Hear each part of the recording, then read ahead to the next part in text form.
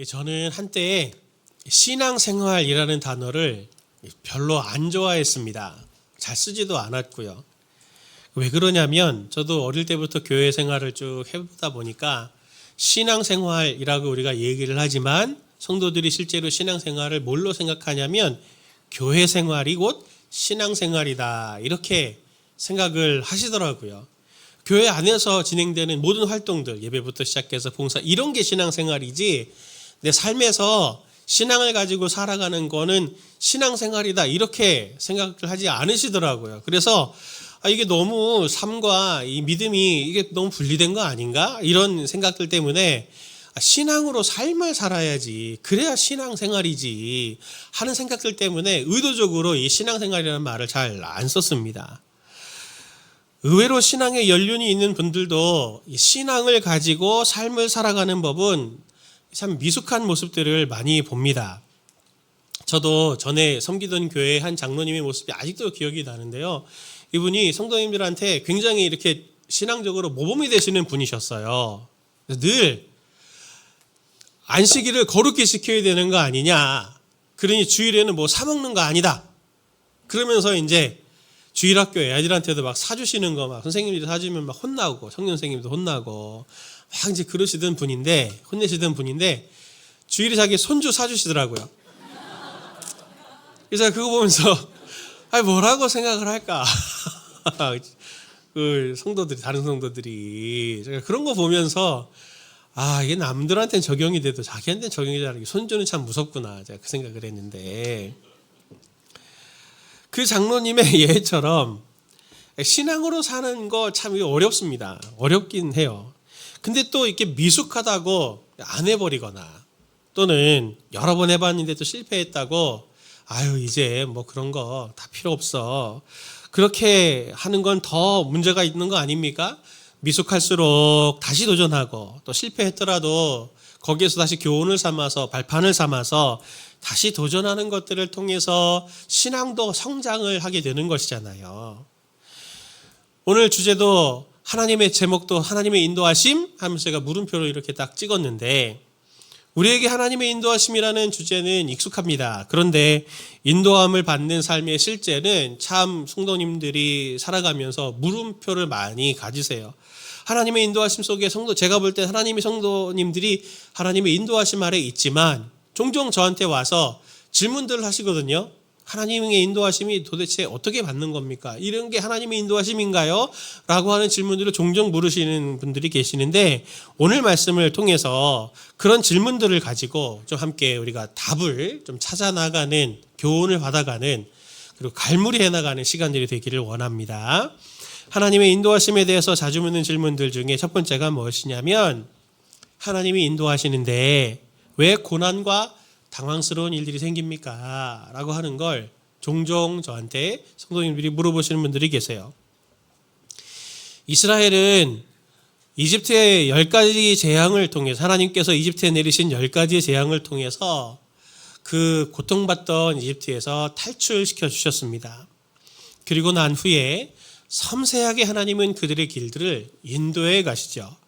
출애굽기 13장 20절에서 22절 말씀을 보면 그들이 숫곳을 떠나서 광야 끝 에담의 장막을 치니 여호와께서 그들 앞에서 가시며 낮에는 구름 기둥으로 그들의 길을 인도하시고 밤에는 불 기둥을 그들에게 비추사 낮이나 밤이나 진행하게 하시니 낮에는 구름 기둥 밤에는 불 기둥이 백성 앞에서 떠나지 아니하니라.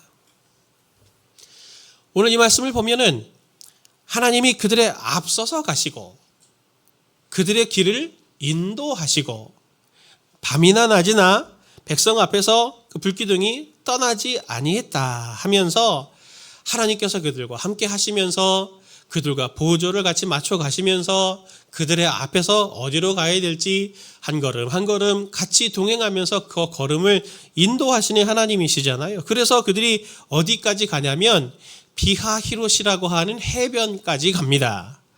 홍해바다 앞까지 가요. 그런데 어떤 일이 생깁니까?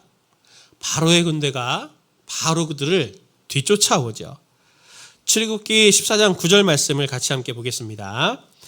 애굽 사람들과 바로의 말들, 병거들과 그 마병과 그 군대가 그들의 뒤를 따라 바알스본 맞은편 비하히롯 곁 해변 그들이 장막 친 데에 미치니라. 아멘. 이스라엘 입장에서 한번 생각해 보십시오. 얼마나 당황스러웠겠습니까? 꼼짝없이 이제 죽게 된 거예요. 14장 10절 11절 보면 그들의 심정을 이렇게 표현합니다. 바로가 가까이 올 때에 이스라엘 자손이 눈을 들어본즉 애굽 사람들이 자기들 뒤에 이른지라. 이스라엘 자손이 심히 두려워하여 여호와께 부르짖고 그들이 또 모세에게 이르되 애굽에 매장지가 없어서 당신이 우리를 이끌어내어 이 광야에서 죽게 하느냐? 어찌하여 당신이 우리를 애굽에서 이끌어내어 우리에게 이같이 하느냐? 하면서 두려워하면서 모세를 원망하고 있습니다. 얼마나 당황스러웠겠습니까? 그들이 한 건 뭡니까? 하나님을 따라온 것밖에 없어요. 하나님이 지도 좌표 대충 찍어주고 알아서 가라 뭐 이렇게 하신 것도 아니고 그들의 앞에서 보조를 맞춰서 한 걸음 한 걸음 한 걸음 한 걸음 인도에 와 오셨고 이스라엘은 그냥 그 걸음 따라서 하나님을 따라 하나하나 잘 따라간 것밖에 없는데 순종해 왔는데 지금 상황이 어떻습니까? 이른바 외통수에 딱 빠진 거죠. 앞으로 갈 수도 없고 뒤로 물를 수도 없는 그런 상황이 생겼습니다. 하나님의 인도하심을 따라가도 이런 일이 생길 수 있어요. 이걸 잘 생각하실 수 있어야 됩니다. 우리가 성도님들이 신앙생활하면서 종종 잘 속는 지점들 중에 하나는 하나님께서 인도하시는 삶을 살아가면은 잘 따라가면 우리의 삶에 형통이 있을 거다. 하나님의 말씀에 불순종하면 거기에는 불행이 있을 거다. 이런 공식으로 생각을 하시는 경우들이 종종 있어요. 어떻게 우리의 실수나 미숙함이 아니라 또 적극적인 하나님의 인도하심과 온전한 순종의 길들을 걸어가도 우리는 이렇게 하나님께서 고난으로 찾아 들어가는 것 같은 인도하심을 하실 때가 있다라고 하는 것을 마음에 생각을 하고 있어야 되는데 이런 그림들이 없으니까 삶에서 하나님의 인도 따라 잘 살아왔는데 신앙생활 잘해왔는데 어떤 어려움이 있거나 눈물의 시간들이 있거나 당황스러운 일이 생길 때 내가 뭔가 잘못한 건 아닌가? 하나님이 나를 벌하시는 것은 아닌가? 내가 뭔가 죄를 지어가지고 지금 하나님께서 나에게 지금 이렇게 고난을 주시는 것은 아닌가? 이렇게 생각을 하는데 아니라는 겁니다. 하나님께 잘 순종해 가도 이런 일이 일어날 수 있다라고 하는 것을 성도님들이 꼭 마음에 새기시기를 바랍니다. 대부분의 경우에 하나님의 말씀을 따르면 그것은 거의 직관적으로 형통으로 하나님께서 이끌어 주시기는 하세요. 인과론처럼 원인과 결과가 있는 것처럼 하나님의 말씀에 잘 따르면 하나님은 우리에게 생명과 복을 채워주십니다. 그러나 어떤 경우에는 하나님께서 우리를 인도하셔도 고난을 만날 수도 있고 눈물의 시간들을 터널을 지날 수도 있다라고 하는 것을 성도님들은 꼭 염두에 두셨으면 좋겠어요. 이것을 인정하고 이해하는 것이 하나님의 주권과 하나님의 인도하심을 따르는 첫 번째 토대가 됩니다. 하나님이 내 주인이시고 하나님은 선하신 분입니다. 그분이 나를 고난으로 인도하셔도 그 끝에는 멸망이 아니고 선이 있을 거야. 하나님께서 내게 순종해가는 삶에 하나님을 믿는 삶 속에 눈물과 어려움이 상처들이 또 있어도 여기엔 또 뭔가 하나님의 뜻이 있겠지 라고 이렇게 믿는 그것이 바로 하나님의 주권을 하나님의 인도하심을 받는데 굉장히 중요한 태도라고 하는 것을 성도님들이 꼭 기억하셨으면 좋겠습니다. 그래서 순종할 때 고난과 어려움이 있을 때 이상히 여기지 마십시오. 우리 그런 믿음 갖기를 원합니다. 두 번째로 하나님께 인도받는 삶이 맞습니까, 목사님? 이렇게 질문하실 때 두 번째 질문이 종종 물어보시는 게 뭐냐면 왜 저는 다르죠? 이렇게 질문을 하시는 거예요. 저 사람은 저렇게 살던데 저는 왜 이래요? 저도 이렇게 기도했는데 하나님은 왜 저에게 저렇게 응답하지 않으세요? 다른 사람들처럼요? 저 사람들과 저는 왜 이렇게 다르죠? 이렇게 질문하시는 분들이 종종 있습니다. 하나님이 이스라엘을 비하히롯 해변으로 인도하셨다고 제가 말씀드렸습니다. 근데 사실 이스라엘 백성이 출애굽해서 가나안으로 갈 때 그 지리적인 것들을 보면 비하이롯으로 가는 길은 지름길이 아니에요. 돌아가는 길입니다. 최선의 길이 아니에요. 다른 지름길이 있었는데 하나님은 하필 왜 이스라엘 백성을 돌아가는 비하이롯 해변으로, 그리고 지금 함정을 외통수로 들어가는 그 길 같은 곳으로 하나님은 왜 그들을 인도하셨을까요? 궁금하시죠? 출애굽기 13장 17절 18절을 우리 세 번역으로 함께 보도록 하겠습니다. 같이 봅니다. 시작. 바로는 마침내 이스라엘 백성을 내보냈다. 그러나 그들이 블레셋 사람의 땅을 거쳐서 가는 것이 가장 가까운데도 하나님은 백성을 그 길로 인도하지 않으셨다. 그것은 하나님이 이 백성이 전쟁을 하게 되면 마음을 바꾸어서 이집트로 되돌아가지는 않을까 하고 염려하셨기 때문이다. 그래서 하나님은 이 백성을 홍해로 가는 광야길로 돌아가게 하셨다. 이스라엘 자손은 대열을 지어 이집트 땅에 올라왔다. 아멘. 하나님이 이스라엘 백성을 돌아가는 길로 인도하신 이유는 오늘 본문에서 보듯이 출애굽한 다음부터 직후에 바로 전쟁을 치르지 않기 위한 하나님의 배려 때문이었다라고 하는 것을 이야기합니다. 출애굽하고 바로 전쟁을 치르면 다 다시 이집트로 돌아가자라고 이 사람들은 말할 걸 알았다는 거죠. 홍해를 앞에 두고 또 뒤에 바로의 군대가 막 추격해서 올 때 하나님이 모세에게 주신 말씀이 무엇입니까? 출애굽기 14장 13절 말씀 보면 이렇게 말씀하시죠. 모세가 백성에게 대답하였다. 두려워하지 마십시오. 당신들은 가만히 서서 주님께서 오늘 당신들을 어떻게 구원하시는지 지켜보기만 하십시오. 당신들이 오늘 보는 이 이집트 사람을 다시는 볼 수 없을 것입니다. 하나님은 이스라엘과 애국 군대와의 충돌을 어떻게 해결하셨습니까? 이스라엘이 피를 흘리지 않고 칼 한 번 빼지 않고 하나님이 홍해를 건너게 하시는 사건을 통해서, 홍해를 통해서 대신 싸워주셔서 이스라엘로 승리를 주신 하나님이시죠. 하나님이 이스라엘을 외통수 같아 보이는, 그래서 고난을 찾아 들어가고 어려움을 찾아 들어가는 것 같은 상황으로 인도하심은 이스라엘이 볼 때는 이상하고 이거는 지름길이 아니고 돌아가는 길인데 차선책인데 라고 생각해 보였지만 그들을 잘 아시는 하나님 입장에서는 그 길이 최선의 길, 최선책이었던 거죠. 하나님이 우리를 인도하실 때도 비슷합니다. 때로 우리가 볼 때 하나님의 인도하심이라고 하는 게 물음표가 막 생길 때가 있어요. 나는 막 이거 하고 싶은데 하나님이 그거 그 자리에 세우지 않으실 때도 있어요. 내가 이거 이렇게 하고 싶은데 하나님이 그 길을 막으실 때도 있어요. 때로 하나님께서 나를 이해 안 되는 길들로 이끄실 때가 있는데, 이끄시는 때는 다 나를 아시기 때문에 하나님이 뭔가 나에게 최선의 길로 인도하시려고 하는구나 라고 하는 것을 마음에 이렇게 생각해 보셨으면 좋겠습니다. 하나님은 저뿐만이 아니라 성도님 한 사람 한 사람들을 아시거든요. 너무 잘 아십니다. 저도 성도님들과 신방하다 보면 특별히 어려운 상황이나 이 고난을 또 뚫고 나와 보신 성도님들에게 들을 수 있는 종종의 간증이 무엇이냐면, 목사님 그때 참 그게 너무 어려운 상황이었는데요.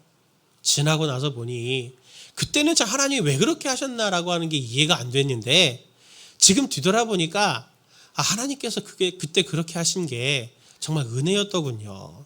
그 시간들을 통과하지 않았으면 제가 오늘에 여기까지 올 수 없었을 것 같아요. 그런 고백들을 하시는 분들이 많더라고요. 저도 사역지를 많이 옮겨 다녔다 그랬잖아요. 주민등록 등본을 떼야 되는데 잘못해갖고 인터넷에서 초본을 떼가지고 프린팅을 해보니 5장이 나오더라고요.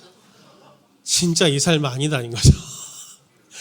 자, 그거를 이렇게 하면 우연히 뽑은 주민등록 초본이지만 그걸 이렇게 쭉 한번 봤어요. 진짜 이사 많이 다녔구나 우리.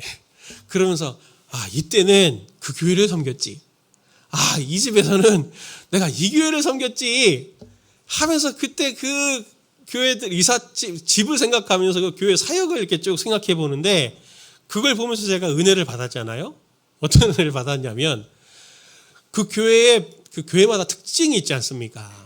그 교회를 섬길 때마다 주셨던 은혜가 있고 또 연단이 있고 훈련들이 있는데 받았던 상처도 있고 회복도 있고 여러 가지 것들이 있는데 이 순서들이 오묘한 거예요. 순서가 조금 틀어져서 내가 진짜 분당으로 교회를 이때 갔었더라면 난 어떻게 됐을까? 아찔합니다. 정말 하나님께서 저에게 딱 맞게 제가 어릴 때부터 신학을 시작하면서부터 물음표를 가지고 기도해왔던 그 기도의 제목들을 하나님께서 사역지를 통해서 통과하는 과정 가운데서 받았던 상처들과 은혜들과 치유 회복의 과정들을 쭉 거치게 하면서 신실하게 하나님께서 제 기도에 응답해 주시고 저를 인도하셨던 하나님을 고백할 수밖에 없고 감사할 수밖에 없는 시간들이 저에게도 있었거든요. 하나님이 우리를 너무 잘 아십니다. 지금 뒤돌아보면 하나님께서 그 모든 것들을 다 예비해 두신 스케줄에 따라서 맞춤형으로 저희들을 인도해 가신 거거든요. 하나님이 저뿐만이 아니라 성도님들을 잘 아십니다. 성도님들의 체력적인 부분, 물리적인 힘부터 정신적이고 기질적이고 영적인 부분들, 그리고 심지어 우리의 약점과 강점까지, 그리고 은사와 상처까지도 하나님은 잘 아십니다.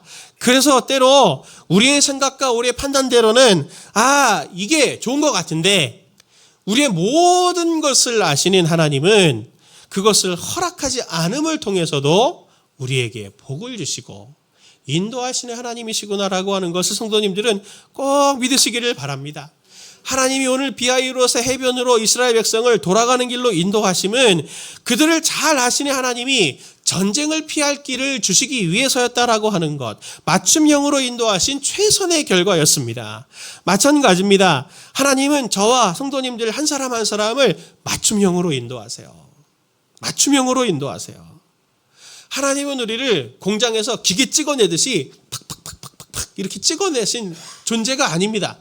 아시잖아요. 저도 뉴스에서도 봤는데 핸드폰 이렇게 쫙 컨베이어 벨트 지나가니까 로봇팔이 와가지고 어디에는 막 메모리를 심고 착착착착 또 지나가면 거기에 또 CPU를 심고 어디 막 용접을 하고 그런 식으로 기계식으로 쫙 뽑아가지고 공장에서 도장 찍듯이 찍어낸 존재들이 아니에요. 하나님께서 성도님을 한 사람 한 사람에게 계획을 가지고 계시고 사명이 다르고 은사가 다르고 다 다르게 하나님께서 성도님들을 지으신 거거든요. 성도님들도 그거 고백하시잖아요. 저도 어머님들에게 종종 듣거든요. 제 뱃속에서 똑같이 낳은 아들이고 자식인데 어떻게 얘네들은 이렇게 다릅니까? 쌍둥이인데도 얘네들은 어떻게 이렇게 다릅니까? 당연하죠. 공장에서 찍어낸 게 아니거든요. 하나님께서 특별한 사명으로 창조하신 거거든요. 각자의 주신 사명이 은사도 다르고 걸어가는 길도 당연히 다르지 않을까요? 그런데 우리는 종종 어떻게 합니까? 삶에서 문제가 딱 닥쳐요. 어려움이 닥쳐요. 그러면 즉각적으로 우리에게 이렇게 반응을 합니다. 주변의 사람들을 쫙 둘러보죠. 내 다락방 식구들부터 시작해서 내 동기들과 친척들과 친구들까지 쭉 살펴보면서 그런 질문들을 던지죠. 이게 문제구나. 저 집은 저렇게 평안한데 내 애들은 이렇게 엉망이고 나는 이렇게 엉망이고 나는 지금까지 해온 게 뭐고 우리 남편은 왜 이 모양이고 하면서 비교하면서 내 삶의 문제들을 다른 환경들에 찾으면서 내 그것들을 바라보면서 자기연민에 계속 비교를 통해 자기연민에 빠집니다. 똑같지 않음으로 인해서 자기연민에 계속 빠져들어가는 거 아닙니까? 인생을 너무 단선적으로 보시는 거예요. 그거는. 사람들이 인생의 길은 이것이야, 인생은 이렇게 살아야 해 라고 하는 그런 생각들, 기준들 아무 쓸모 없습니다. 우리의 삶은 해결하다 그 모형 안에 다 성도님의 삶이 들어가지지 않아요. 그걸 또 사람들에게 강요해서는 안 돼요. 우리 애는 옆집 애를 보니까 걔는 공부도 잘하고 운동도 잘하고 관계도 잘하고 다 잘하던데 너는 왜 이 모양이니? 너는 왜 그러니? 이렇게 말하는 건 안 된다는 거죠. 다른 집 남편과 아내를 바라보면서 저 아내는 저렇게 남편한테 상냥하게 잘하고 저 집 남편은 저렇게 쓰레기도 잘 버려주는데 우리 남편은 왜 이 모양인가? 그 남편보다 우리 남편이 더 잘하는 거 있거든요. 내 아내가 더 잘해주는 거 있거든요. 그거는 안 보이거든요. SNS 영향이 아닌가 싶어요. 페이스북만 딱 들어가 봐도 거기 나오는 자매들은 다 연예인입니다. 근데 우리 주변에서 보는 사람들은 그런 사람 별로 없잖아요. 그런 것만 보고 여자친구의 모델은 저런 사람이지. 여행은 이런 데를 가야지. 그런 데를 못 가고 그런 여자친구 못 사귀면 내 인생은 망했어. 보잘것없어. 이렇게 생각하는 이 미디어의 영향이 참 한편으로는 크다고 생각이 드는데, 얼굴이 다른 만큼 하나님께서 우리를 예수님 닮아가게 하시고 우리의 삶을 이끄는 여정도 나와 남편의 길이 다르고 나와 아이들의 길이 다릅니다. 나 때는 이러지 않았는데 이렇게 말하시면 안 돼요. 한 사람 한 사람에게 대한 뜻과 계획과 과정이 다르다고 하는 것을 인정하셔야 됩니다. 하나님은 그들의 아버지가 되셔서 그들에게 책임감을 가지시고 반드시 하나님께서 그들을 아름답게 하실 계획을 이루어 가실 텐데 길이 다를 뿐입니다. 그러니 비교는 쓸모없는 거예요.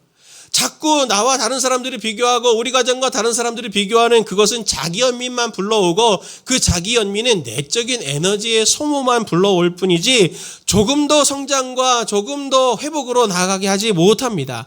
우리는 나를 보면서 내 가족을 보면서 내 주변을 보면서 내 가정을 보면서 하나님이 내 가족을 특별하게 특출나게 창조하심을 인정하는 것이 우리에게 하나님의 인도하심을 받는데 가장 중요한 태도라고 하는 것을 성도님들 잊지 않으시기를 바랍니다. 살다가 문제점 발견할 수 있죠. 내가 이런 미숙함을 발견할 수 있습니다. 그럴 때 그것을 발견했을 때 비교하는 방식이 아니라 하나님 앞에서 그것을 물으면서 넘어진 그 자리, 그리고 미숙하다고 여겼던 그 자리에서 하나님, 제가 어떻게 하기를 원하십니까? 라고 묻고 그것을 보완하고 다시 일어서서 도전하려고 하는 그것이 하나님 앞에서 건강한 반응을 하는 거지, 끊임없이 다른 사람들과 비교하는 그것은 하나님께서 기뻐하시는 방식이 아닙니다. 꼭 기억하십시오. 하나님은 성도님들을 어떻게 인도하신다고요? 맞춤형으로 인도하신다. 맞춤형으로 인도하신다. 그것을 꼭 신뢰하시는 성도님들 되시기를 바랍니다. 하나님께 인도받는 삶이 어떤 것이냐, 이걸 또 많이 질문하시죠. 목사님, 하나님을 믿어도 여전히 두려워요. 두렵습니다. 두려움을 가지고 많이 저에게 찾아오세요. 우리는 하나님의 인도하심을 따르고 믿음이 있으면 두려움이 없어질 거라고 생각하지만 그렇지 않습니다. 오늘 이스라엘도 한번 볼까요? 9절 11절 말씀을 함께 보면, 애굽 사람들과 바로의 말들, 병거들과 그 마병과 그 군대가 그들의 뒤를 따라 바알스본 맞은편 비하이롯 곁 해변 그들이 장막 친 데에 미치니라. 바로가 가까이 올 때에 이스라엘 자손이 눈을 들어본즉 애굽 사람들이 자기들 뒤에 이른지라. 이스라엘 자손이 심히 두려워하여 여호와께 부르짖고 그들이 또 모세에게 이르되 애굽에 매장지가 없어서 당신이 우리를 이끌어내어 이 광야에서 죽게 하느냐? 어찌하여 당신이 우리를 애굽에서 이끌어내어 우리에게 이같이 하느냐? 이스라엘 두려웠습니다. 그런데 이스라엘을 생각해 보죠. 이스라엘은 이집트에서 하나님이 놀랍게 행하신 10가지 재앙을 경험하고 나온 사람들입니다. 그 경험이 1년 전이 아니고요. 6개월 전이 아니고요. 바로 어제 장자가 다 죽는, 문지방과 문설주에 어린 양의 피를 칠하지 않은 그 집은 장자가 다 죽은 것을 어제 경험하고 나온 사람들임에도 불구하고 지금 이들은 바로의 군대가 추격해서 가까이 왔을 때 심히 두려워했습니다. 우리도 그럴 수 있어요. 신앙생활을 해나갈수록 하나님께 대해서 배워가기도 하고 경험적으로 하나님이 하신 일들을 경험하기도 하지만 항상 고난은 어떻습니까? 새롭고 두렵고 싫습니다. 하나님의 인도하심이라고 하는 것, 인도하신다라고 하는 것을 알고 있어도 여전히 두렵고 또 반복적으로 두려움을 대해도 그것에 면역이 생기지 않고 또 두렵고 한 것이 우리네 삶이라고 하는 것을 성도님들은 오늘 이스라엘을 보면서도 위로를 받으시기를 원해요. 이게 우리가 하나님의 인도하심을 받는데 염두하고 잊지 말아야 될 교훈입니다. 성도님들의 하나님께서 인도하시면 두려움이 없을 거라고 생각하시는 분들이 있어요. 그렇지 않아요. 두려움은 여전합니다. 그럼 무엇의 차이가 있느냐? 우리는 두려움, 기쁨, 불안, 이러한 감정, 감각, 특히 이 감정적인 이런 부분들의 영향을 많이 받습니다. 또 그것이 때로 우리의 삶을 풍성하게 해주기도 하고 보호도 해주기도 하죠. 그런데 그 감정이 항상 우리를 옳은 길로 인도하는 것은 지표가 될 수는 없다라고 하는 것을 기억하시라는 말씀입니다. 이런 감정들이 우리에게 있을 때 우리는 그 감정들에 굉장히 충실하게 반응을 합니다. 두려움이 있을 때는 위축되고 방어적으로 반응하기도 하고, 또 기쁨과 즐거움이 있을 때는 자신감이 생겨서 과장하는 그런 형태로 우리 삶을 형태로 가져가고 있지만, 그 감정들에 함몰되는 것을 주의하십시오. 기쁨의 감정에 함몰이 되면 교만으로 이를 수 있고, 부정적인 감정에 함몰이 되면은 위축되고 자기 연민에 빠질 수가 있는 겁니다. 기쁘고 즐겁고 신난다고, 하나님의 일들을 할 때 기쁘고 즐겁고 신난다고, 이게 하나님께서 나를 인도하시는 거야, 하나님이 나를 기뻐하시는 거야 라고 속을 수도 있어요. 아닐 수도 있거든요. 그리고 또 반대로 눈물과 인내와 고통과 두려움이 있다고 내가 하나님께 불순종하는 것이고 하나님이 나를 기뻐하지 않으신다라고 잘못 판단할 수도 있습니다. 감정은 우리를 잘 속이거든요. 이스라엘 눈앞에 펼쳐진 이 상황으로 인해서 또 불안한 감정들이 혼재한 상황에 이스라엘이 우왕좌왕합니다. 이제 단일 대오가 아니에요. 그때 모세도 우물쭈물 하면서 그들의 마음을 어루만지려고 굉장히 많이 노력을 하거든요. 그런데 그때 하나님이 모세에게 강하게 이렇게 말씀하십니다. 출애굽기 14장 15절 16절 말씀을 같이 봅니다. 시작. 주님께서 모세에게 말씀하셨다. 너는 왜 부르짖느냐? 너는 이스라엘 자손에게 명하여 앞으로 나아가게 하여라. 너는 지팡이를 들고 바다 위로 너의 팔을 내밀어 바다가 갈라지게 하여라. 그러면 이스라엘 자손이 바다 한가운데로 마른 땅을 밟으며 지나갈 수 있을 것이다. 아멘.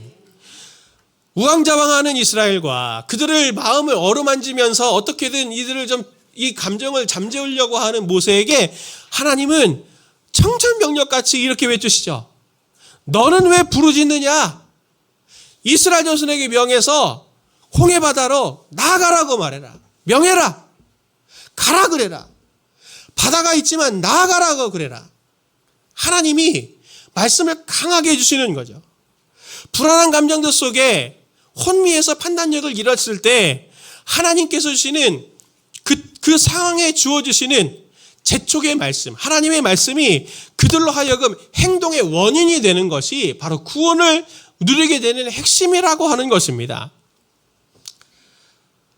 저는 스포츠를 싫어하거든요.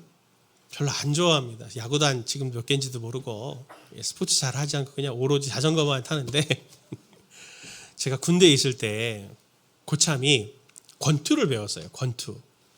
그래서 조금 친해져가지고 자기한테 한 대를 때리면, 한 대를 치면 내가 너한테 밥을 사주겠다 그러더라고요. 되게 교만하잖아요. 그래서 제가 이 친구를 한 대 때리고 밥을 얻어 먹어야지. 그러고 이제 그 글러브가 없으니까 침낭이 있습니다. 군대 가면 침낭.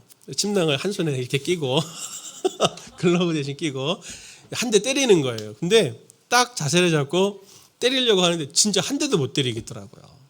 제가 여러 대 맞았죠. 오히려 거꾸로. 카운터로 제가 여러 대 맞았는데 진짜 신기하더라고요. 다 피해요. 어떻게 때려도 다 피해요. 그걸 보면서 야 역시 배워야 돼 사람은. 막 이제 이런 생각. 스포츠도 역시 배우는 게 중요하구나. 그래서 제가 되게 감동을 많이 했는데 그 선배가 그 고참이 해준 얘기가 그겁니다. 권투를 배울 때 중요하게 배우는 것 중에 하나는 주먹이 이렇게 날아와서 맞는 순간까지 눈을 감지 않는 거라는 거예요. 맞아도 눈으로 주먹이 날아와도 눈 감지 않고 맞는 거. 이런 거를 되게 많이 훈련한다는 거죠. 최후의 순간까지 주먹이 어디로 날아오는지를 눈 뜨고 봐야 그래야 피할 수 있다. 그거를 엄청 훈련한다는 거예요. 그래서 그거 보면서 야, 여기에도 인생의 비밀이 있네. 그러면서 제가 그걸 통해서 무슨 생각이 들었냐면 아, 그래. 인생에 하나님의 인도하심을 받는 것도 이런 훈련이 필요하겠구나. 두려움이 있을 때, 염려가 찾아올 때, 그때 성도님들 어떠셨습니까? 그때 내면을 바라보면은 감정만 있습니다. 두려움의 감정만, 염려의 감정만, 공포의 감정만. 거기에는 말씀은 없어요. 두려움과 공포나 걱정들이 우리에게 막 날라올 때, 주먹처럼 우리에게 막 날라올 때 우리는 의지적으로 뭘 바라보는 겁니까? 하나님의 말씀을 바라보려고 하는 훈련이 우리에게 필요한 거죠. 성경에서 하나님의 인도하심을 받을 때 하나님께서 우리에게 딱 한 가지 부탁하시는 것은 하나님께서 그때 말씀을 주시는데 그 말씀을 붙들라라고 하는 것입니다. 우리의 삶의 여러 상황 가운데 특별히 아차 싶고 위태한 순간에서 하나님은 반드시 우리에게 말씀을 주시는 하나님이십니다. 그 말씀이 있을 때 그 말씀이 곧 우리를 살아나게 하고 능력 있게 하는 거거든요. 저도 얼마나 마음이 힘들고 어려운 때가 많은지 몰라요. 예, 제가 무능력해서 그런 거거든요. 성도님들을 대하면서 성도님들을 위해서 기도하면서 또 이 시대를 바라보면서 하나님 앞에 제가 이 상황에서 이 무능력하고 참 무기력한 또 그런 상황들을 보면서 어떤 때 제 자신 스스로가 참 초라하기도 하고 비겁하기도 하고 또 여러 부정적인 감정들이 막 이렇게 몰려들면서 자기연민에 빠질 때 있죠. 예, 너는 자격이 없어. 네가 몇 년이나 더 목회를 할 수 있겠니? 막 이제 이런 자기연민에 빠질 때 제가 그것을 어떻게 헤쳐나올 수 있을까요? 전문 종교인 같은 저도 매일 말씀을 준비하고 말씀을 전하고 신방하는 저에게도 예배의 자리가 저를 살리는 자리가 되는 겁니다. 말씀의 자리가 저를 살리는 길이 돼요. 마음이 그렇게 무너지고 자기연민에 빠졌더라도 예배의 자리에서 수요예배든 금요기도회든 또는 새벽기도회든 또는 제 목양실 저 안쪽에서 찬양하고 기도하면서 하나님 앞에 나아갈 때 하나님께서는 제게 말씀을 주시고 제 두려움과 공포에 자기연민의 한 삶의 자리 속에서 하나님 앞에 나아갈 때 하나님께서는 그때는 말씀을 통해 저에게 기쁨을 채우시고 즐거움을 채우시고 소망을 채우셔서 다시 일어나서 오늘의 삶을 살아가고 힘있게 용기 있게 여전히 우리에게 소망이 있고 여전히 우리 가운데 하나님의 인도하심이 있다라고 하는 것을 선포할 수 있는 하나님의 일꾼으로 동역자로 제 자신 스스로가 살아가게 되는 것을 성도님들께 제가 간증하고 있습니다. 성도님들 두려움과 염려 있을 때 성도님들은 무엇을 하십니까? 근심하십니까? 걱정하십니까? 그럴 때 말씀의 자리 적어도 큐티하고 막 통독하는 것이 안 되더라도 수요일, 금요일, 주일 이렇게 예배의 자리로만이라도 사모하셔서 이 자리를 통해서 하나님이 주시는 말씀을 붙들고 하나님이 주시는 은혜를 힘입을 때 성도님들의 새 힘을 얻어서 이 모든 상황과 감정 속에 속지 않고 다시 도전해서 오늘의 하나님께서 인도해 주시는 그 걸음들을 따라가게 되시는 성도님들 되시기를 바랍니다. 하나님의 인도하심이라고 하는 것은 우리들의 감정과 아무런 상관이 없어요. 사실은 우리가 불안하고 염려가 있고 걱정을 해도 하나님은 우리 인도하십니다. 반드시 인도하실 거예요. 하나님이 우리를 자녀 삼으셨거든요. 당신의 자녀를 어떻게 포기하시겠습니까? 하나님은 반드시 인도하시는데 그 하나님의 인도하심이 있다고 하는 것을 발견하는 그 자리는 예배의 자리, 말씀의 자리인 것을 꼭 기억하시고 그 자리에서 오늘 모세에게 하나님께서 청천벽력같이 말씀해 주시는 것처럼 너 왜 지금 거기 주저앉아 있니? 너 왜 염려하고 있니? 우물쭈물하고 있니? 너 앞으로 나아가라. 너 앞으로 나아가라. 하시는 주님의 음성에 민감하게 그 말씀을 붙드시는 성도들 되시길 예수님의 이름으로 축원을 드립니다. 우리의 상황은 굉장히 커요. 오늘 이스라엘 백성들이 쫓기는 군대가 어떤 군대입니까? 지금 이집트 군대예요. 그들의 묘사를 어떻게 말하는지 보십시오. 출애굽기 14장 6절 7절 말씀입니다. 바로는 병거를 갖추고 그의 군대를 이끌고 나섰다. 그는 특수병거 600대로 편성된 정예부대와 장교들이 지휘하는 이집트 병거 부대를 모두 이끌고 나섰다. 이집트의 가장 무서운 군사무기, 군사력의 핵심이 바로 이 병거입니다. 그 병거들 중에도 특별병거 600대와 모든 병거를 다 이끌고 이스라엘을 쫓아요. 이스라엘은 절대 이길 수가 없습니다. 절대 이길 수가 없어요. 그들의 군사들은 오합지졸일 뿐더러, 칼도 한번 제대로 들어보지 않은 오합지졸일 뿐더러 여자와 아이들과 노인들까지 다 있는 무리였잖아요. 이들이 어떻게 이들과 싸워서 이깁니까? 그러나 하나님은 우리가 잘 알고 있는 대로 하나님의 말씀에 따라가는 그 순종이라고 하는 것들을 통해서 홍해를 갈라 칼 한 번 들지 않고 승리를 우리에게 주신 하나님이시라고 하는 것을 성도님들이 꼭 믿으시기를 바랍니다. 두려움이 있을 때, 염려가 있을 때 못 이길 것 같죠. 못 통과할 것 같습니다. 끝일 것 같아요. 절망 그 자체죠. 그러나 그 절망을 느낄 때 하나님 앞에 나아가 오늘 나를 인도하시는 그 하나님의 그 말씀 한 가닥 하나님 주십시오 라고 나아갈 때 하나님은 반드시 그 말씀으로 성도님들에게 구원의 은총을 한껏 누리게 하실 주님이십니다. 이것을 경험한 이스라엘은 이렇게 고백해요. 출애굽기 14장 31절. 이스라엘의 여호와께서 애굽 사람들에게 행하신 그 큰 능력을 보았으므로 백성이 여호와를 경외하며 여호와와 그의 종 모세를 믿었더라. 하나님의 인도받는 삶의 실제가 바로 이것입니다. 인도를 받는 경험이 많아져 갈수록 더 깊은 믿음을 소유하게 되는 것이죠. 하나님이 오늘 이 은혜를 주시기를 원합니다. 꼭 우리 성도님들 하나님의 인도하심 아래서 감정들과 잘 싸워서 하나님의 말씀으로 감정과 잘 싸워서 하나님 앞에 더 깊은 믿음으로 나아가시는 저와 여러분들 되시길 예수님의 이름으로 축원을 드립니다.